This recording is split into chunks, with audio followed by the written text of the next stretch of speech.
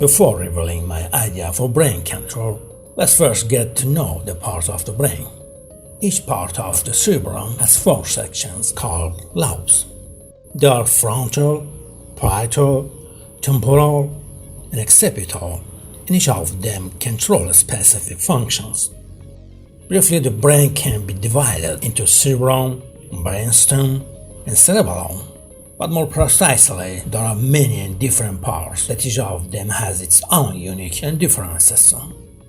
The diencephalon is a deep-seated part of the brain, made up of several groups of nuclei situated amidst white matter.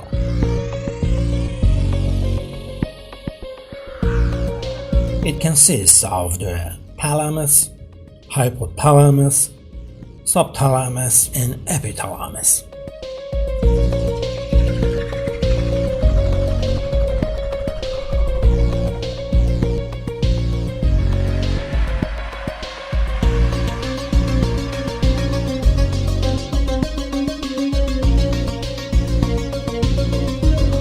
Let's take a look at the main type of taste receptor, which are included bitter, sour, umami, salty, and sweet, and each one of is located on a specific part of the tongue.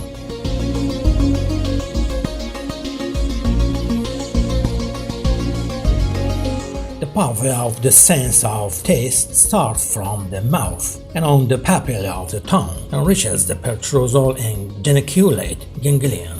Then it goes to the nucleus of solitary tract and continues the pathway to the ventral posteromedial nucleus of the thalamus. And finally, it reaches the gustatory cortex for the activation of the sense of taste and perception of different flavors.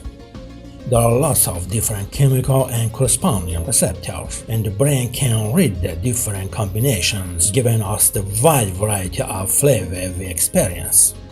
Different chemical touch or tone. Each chemical has a different shape and so fits into different receptors in our tongues. Every time a receptor gets a chemical in it, it sends a signal to the brain, a very simple yes or no signal. The brain receives a lot of signals at once and interprets the specific combination as a flavor. But is it possible without eating anything we can have a sense of different tastes such as salty or foods and understanding them accurately by our brain? I say yes. By the idea that I created, we can feel sweet and salty tastes without eating any sweet or salty food, just using the optogenetic technique.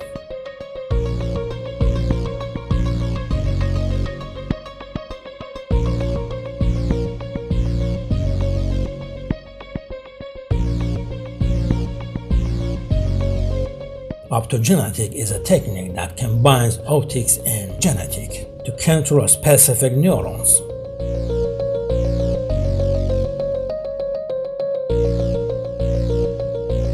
This technique usually uses adenoviruses that encode photosensitive protein.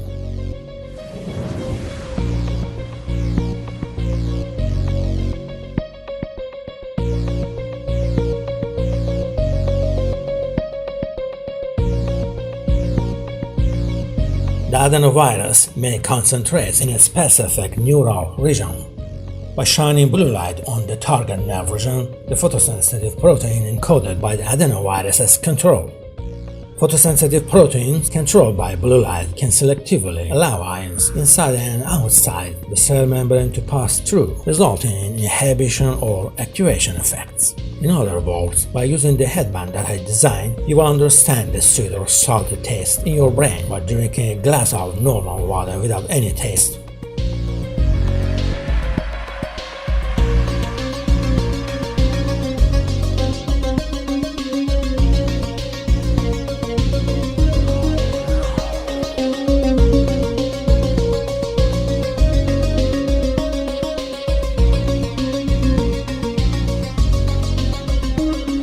The focus radiation of blue magnetic light should be on the upper membrane of the thalamus and penetrate the neurons inside it.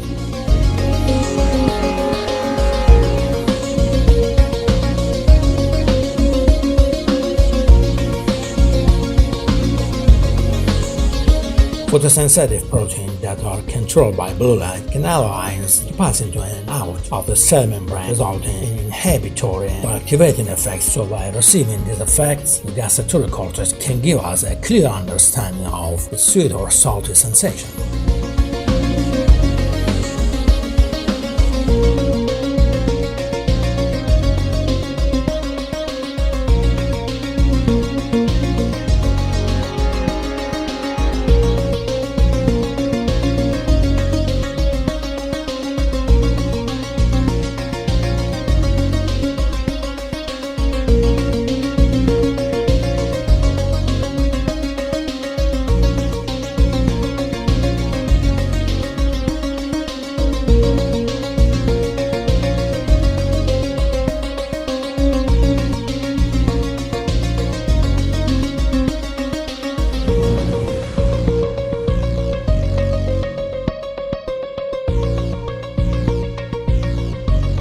One advantage of optogenetics is the specificity and precision with which the timing, location, and intensity of signal in the brain can be controlled using light.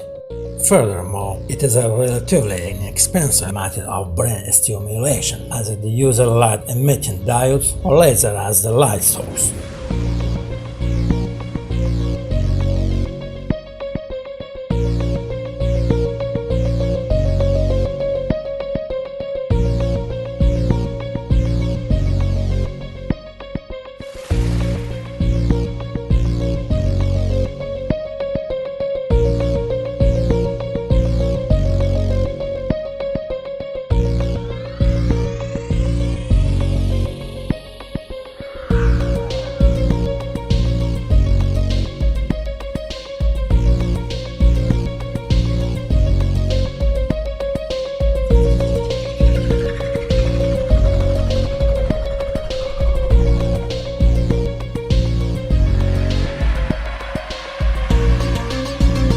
I'm Pourahmad, and contact me for more information if you're a company that works in this field and are interested in having the copyright of my idea. Thanks for watching.